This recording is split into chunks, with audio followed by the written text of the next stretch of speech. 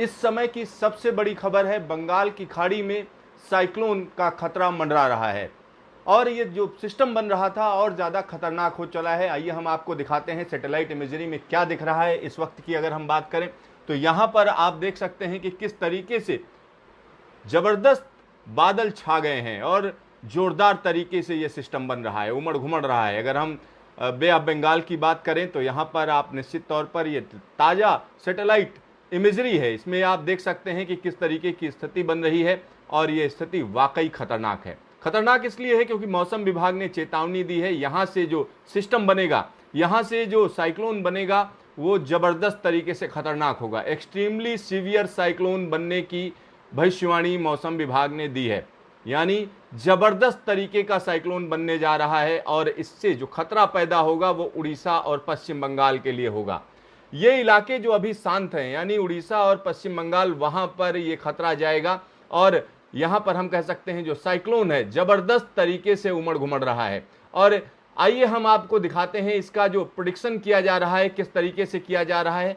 आज शाम तक जो स्थिति होगी, जो मॉडल्स दिखा रहे हैं वो दिखा रहे हैं कि ये जो सिस्टम बन रहा है, जो साइक्लोन बन रहा है, ये अंडमान निकोबार आइलैंड के कुछ 100 किलोमीटर की दूरी पर बन रहा है। यहाँ पर आप उसका एक तरीके से अनुमान देख सकते हैं, पूर्वानुमान देख सकते हैं और ये ज़बरदस्त तरीके का सिस्टम होगा जिसमें हम कह सकते हैं जोरदार हवाएं चलेंगी।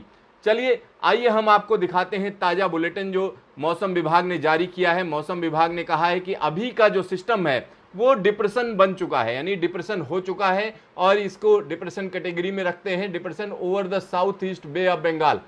ये south east bay of Bengal में सिस्टम बन गया है और इसकी पूरी संभावना है कि शाम तक ये साइक्लोन में तब्दील हो जाएगा।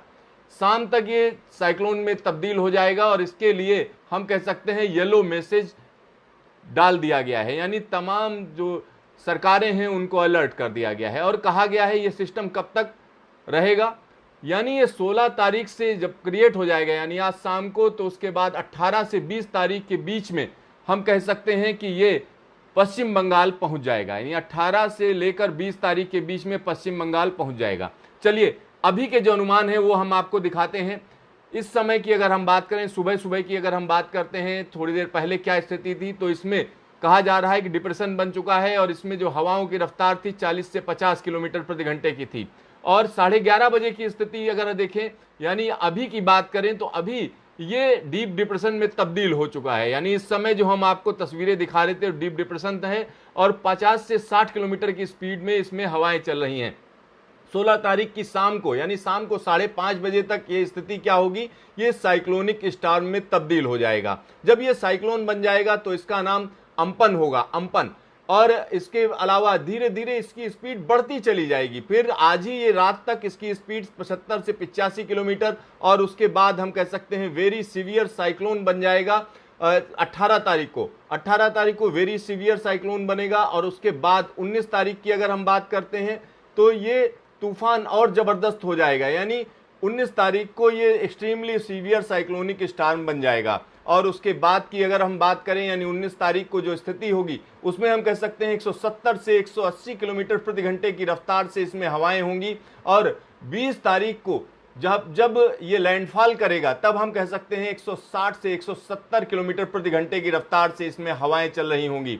तो ये कहां पर लैंडफॉल करेगा, कौन कौन सी जगहों को चिंतित रहना चाहिए, क्यों चिंतित रहना चाहिए, क्योंकि साइक्लोन है। इस साइक्लोन का मतलब हुआ कि जबरदस्त तरीके की विनाशकारी ताकत इसके अंदर है, लिहाजा इससे डर कर रहना चाहिए। और डर कर रहने का मतलब ये नहीं है कि एकदम डर जाइए और भाग जाइए, भागना नहीं है, इसका मुकाबला करना है। तो मुकाबला करने के लिए क्या है, इसके लिए तैयारियां करनी पड़ेंगी। तो पूरी तरीके से प्रशासन को चुस्त दुरुस्त रहना पड़ेगा क्योंकि तमाम इलाके हैं जो इसकी चपेट में आएंगे। अगर हम साइक्लोन की इस समय की स्थिति की बात करें, मैं फिर से एक बार आपको दिखाना चाहूंगा, अभी ये साइक्लोन बना नहीं है लेकिन ये साइक्लोन बन जाएगा। अभी की बात करते हैं तो डीप डिप्रेशन में तब्दील हो चुका है। यहां पर जो स्थिति है ये मैं आपको दिखाना चाह रहा हूं, ये डीप डिप्रेशन बन चुका है और ये जबरदस्त तरीके की उमड़ घुमड़ चल रही है। यहां पर जबरदस्त तरीके की हवाएं चल रही हैं, 50-60 किलोमीटर प्रति घंटे की रफ्तार से इसमें हवाएं चल रही हैं और ये बड़ी तेजी से हम कह सकते हैं उड़ीसा और पश्चिम बंगाल की तरफ चल देगा।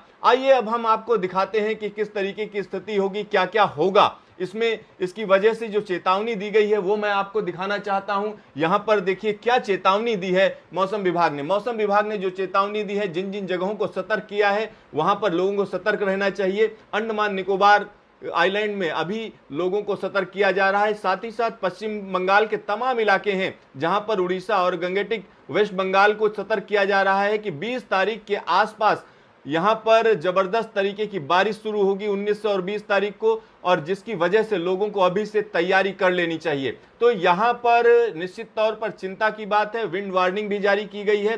विंड वार्निंग किस तरीके की है? विंड वार्निंग कहा जा रहा है कि उड़ीसा में 19 तारीख की सुबह से जबरदस्त हवाएं चलनी शुरू हो जाएंगी उड़ीसा के कोस्टल इलाके में, और इसी के साथ पश्चिम बंगाल के कोस्टल इलाके में 19 तारीख की दोपहर से जबरदस्त हवाएं चलेंगी, और इतनी जबरदस्त हवाएं चलेंगी कि इसमें हम कह सकते हैं हवाओं की रफ्तार 65 से 75 किलोमीटर प्रति घंटे हो जाएगी। 20 तारीख की सुबह सुबह हम कह सकते हैं उत्तरी उड़ीसा और पश्चिम बंगाल के तमाम तटीय इलाकों में जबरदस्त तरीके की बारिश हो रही होगी और जबरदस्त तरीके से हवाएं चल रही होंगी, और उसके बाद 48 घंटे में यह सिस्टम पार करेगा। तो कहीं ना कहीं ये चिंता की बात है, और निश्चित तौर पर यह कहा जा रहा है कि जो बे ऑफ बंगाल है वो इस समय असुरक्षित है। तमाम लोग जो उसमें हैं उनको वापस आना चाहिए और समंदर में जाने से मना किया जा रहा है। तो यहां पर निश्चित तौर पर फिशरमैन के लिए चेतावनी है, साथ ही साथ कोस्टल इलाके में जो लोग रह रहे हैं उनके लिए चेतावनी है, और इस तरीके की चेतावनी मौसम विभाग ने जारी कर दी है। आइए अब हम आपको दिखाते हैं ये तूफान कहां जाएगा। यहां पर इसका कॉनिकल स्ट्रक्चर दिखाया जा रहा है कि किस तरीके से अभी की अगर हम बात करें तो अभी ये जो पोजीशन है वो हम कह सकते हैं यहां पर इस समय ये सिस्टम है, और धीरे धीरे इसकी जो डायरेक्शन है देखिए किस तरीके से बदलेगी, और ये सीधा जाकर दीघा के आसपास, यानी ये पश्चिम बंगाल जा रहा है, दीघा के आसपास ये हिट करेगा।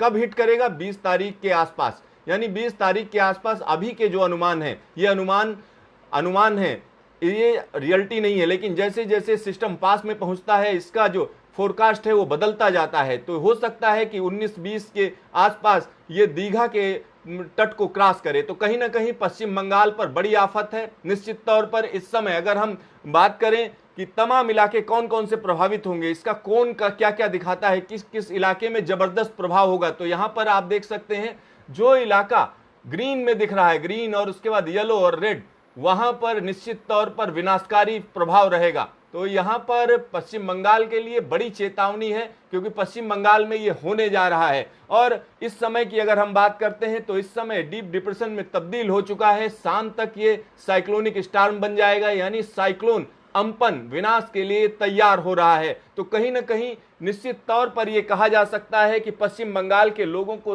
सतर्क रहना चाहिए, साथ ही साथ उत्तरी उड़ीसा के तटीय इलाकों को सतर्क रहने की जरूरत है, क्योंकि साइक्लोन अम्पन जब कहर बरपाएगा तो आपको संभलने का मौका उस समय नहीं मिलेगा। तो अभी से संभलने की जरूरत है, प्रशासन को दुरुस्त रहने की जरूरत है, मुस्तैद रहने की जरूरत है। वो इलाके जो इससे प्रभावित होंगे उनकी पूरी की पूरी लिस्ट मौसम विभाग संबंधित प्रशासन को सौंप रहा है। कहीं ना कहीं हम निश्चित तौर पर कह सकते हैं गृह मंत्रालय को भी इसकी सूचना दी जा रही है, साथ ही साथ जो तमाम प्रशासन है उसको भी इसकी सूचना दी जा रही है। पश्चिम बंगाल में हम कहते हैं निश्चित तौर पर अलर्ट रहने की जरूरत है कि 19-20 तारीख को ये तूफान वहां पर पहुंच रहा है, और ये तूफान अपनी विनाशकारी ताकत के साथ पहुंचेगा। अभी ये अनुमान लगाया जा रहा है, हर 1 घंटे पर इस तरीके का अनुमान लगातार बदलता रहेगा। तो अभी से लेकर 19 तारीख तक, 19 और 20 तारीख जब तक ये हिट नहीं करेगा तब तक इस पर लगातार नजर रखने की जरूरत है।